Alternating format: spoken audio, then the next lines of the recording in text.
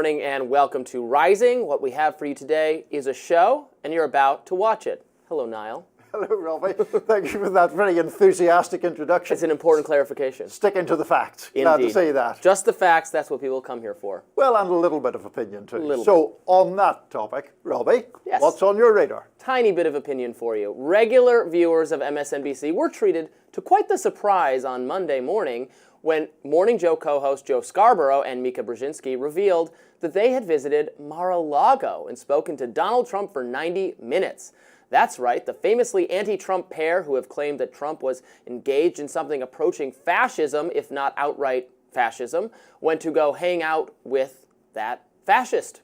Explaining their decision to viewers, Mika said this: "For those asking why we would go speak to the president-elect during such fraught times, especially between us, I guess I would ask back, why wouldn't we?" And guess what? I think, this might be the first time I've ever said this, Mika Brzezinski makes a valid point. Journalists, other media figures, and political pundits should be in conversation with political figures on both sides of the aisle, even if they find their policies distasteful or profoundly wrong-headed. Refusal to meet with the other side is exactly how echo chambers develop. It's unhealthy, and it contributes to a monoculture in the media, in which the mainstream progressive elites who speak for major media institutions don't understand the other half of the country.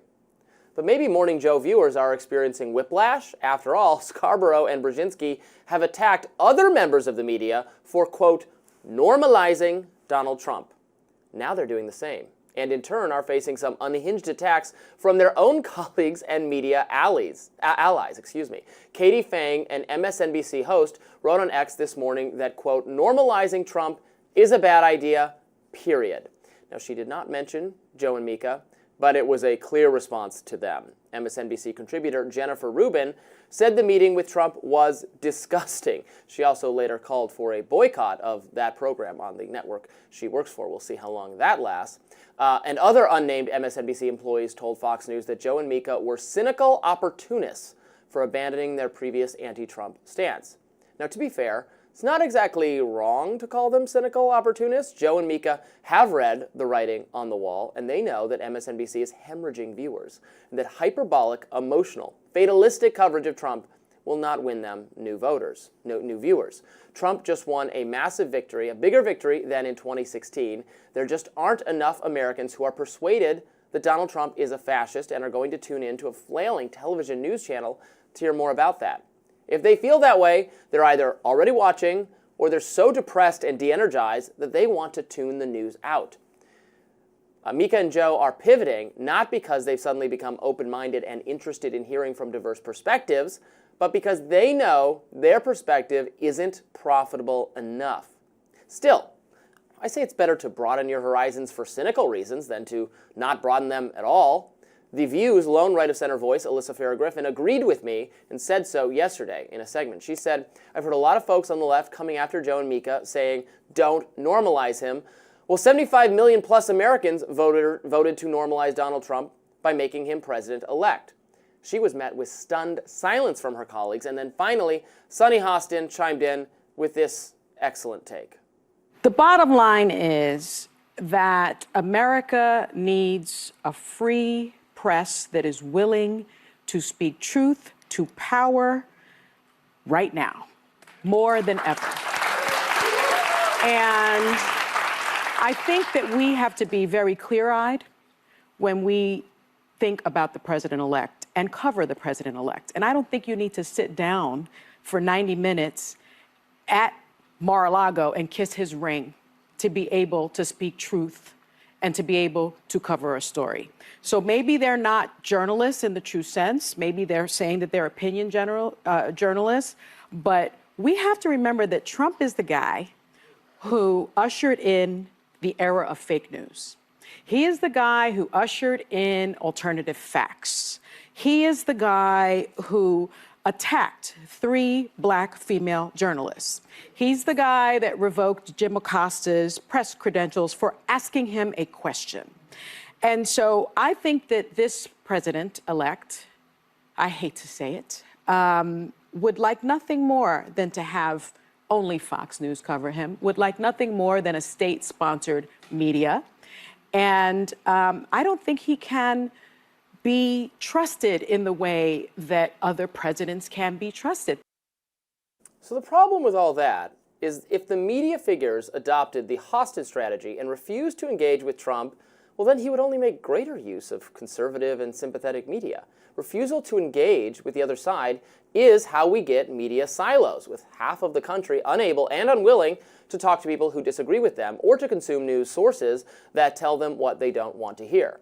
That's what we have normalized. It's going to take a lot of work to fix it. We're trying to fix it on Rising every day. But an establishment that is less inclined toward knee-jerk or blind panic about every single thing Trump says and does, and is even willing to meet with him and hear him out, might actually win back some trust.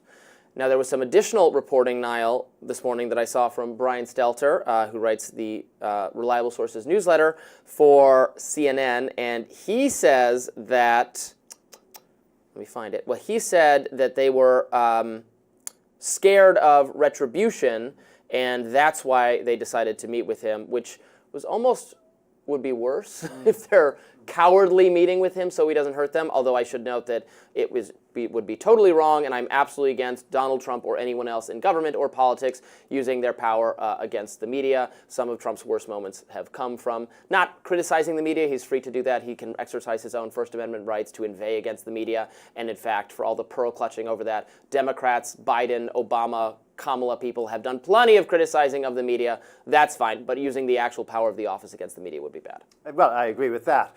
To the point of unorthodoxy, we're in an unorthodox situation here because I think, am more critical of Joe and Mika than you are in this case.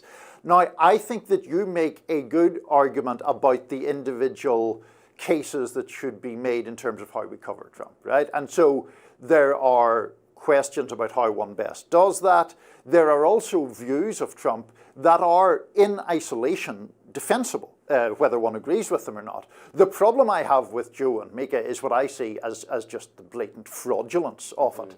It is possible, whether people agree with it or not, to argue that Donald Trump is an authoritarian and poses a danger to democracy.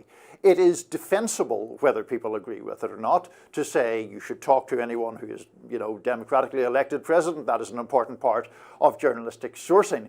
What is implausible to me is to flip from one to the other the moment it appears to be to your advantage to do so, and then claim some high-minded principle for doing so. I think Mika Brzezinski made some remark about how there had been 5 years of political warfare that she and Joe were heroically going to provide balm to the nation. And I just think that's such a ridiculous cover on what's just a move made out of self-interest. Well, you're not wrong. What can I say? You're not wrong. However, I tend to be, I'm a forgiving person. Yes. And if you flip your position and you flip it to be more in line with, what I think is the way to conduct yourself, then I might still make fun of you as you do it. But I'll be glad to see it, and I'll be glad to see more measured, more temperamentally measured coverage, because I don't think the media should pull their punches. I intend fully to exhaustively criticize the Trump administration if they do things I disagree with.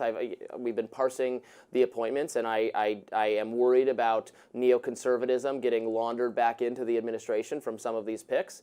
We're going to talk about the mass deportation plan a little bit later on the show. I have a lot of questions about that, including how you can do that while also winding down the administrative state, the vast federal bureaucracy, letting go of all the federal workers that the kind of more libertarian-minded people like Vivek want to do. I'm for that. I'm not for ramping up a police state to deport people, and those two ideas are in tension, and we're going to talk about that later on the show. But people will only...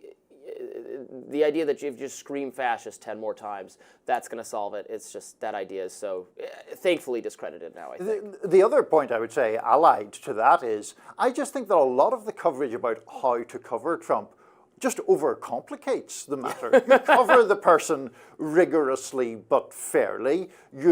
If you think something is worth criticizing, you criticize it. You try to avoid hyperbole or exaggeration.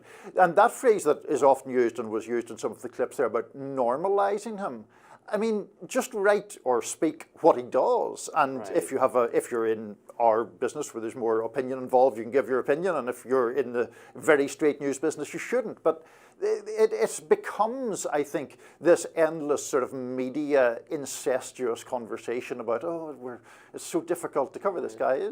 He's because a public figure. frankly, You cover him like a public figure. And frankly, they don't have the reach and the ability anymore to do some kind of blackout where they don't normalize him because he's just totally ignored and deplatformed and kept off the airways. There are times where they, I think, forgot they being mainstream large media institutions, when they'll not show a Trump speech or something because what he's saying is lies or is untrue. So we can't. It would be wrong to subject you, our viewers, to even that. So we're not going to air it. Well, like people who want to see this then they can go on Twitter and they can find it being live streamed in real time. Like the idea that just because you're not covering it doesn't mean you've managed some sort of blackout. We live in a fragmented media ecosystem there are drawbacks to that. There are also positives to that. And the era where you could where a handful of large organizations could decide what is normal and what is not, we don't live in that world anymore. And I would say that's mostly for the better, but there are bad things about it too. They're going to have to get used to that. Yeah, absolutely. More Rising right after this. Stay with us. Big show today. We're going to talk about lots more, including, as alluded to previously, the mass deportation scheme. We're going to have a debate and discussion about it because we don't want you to live in some media silo. We want to represent multiple sides of every problem. More Rising coming up after this.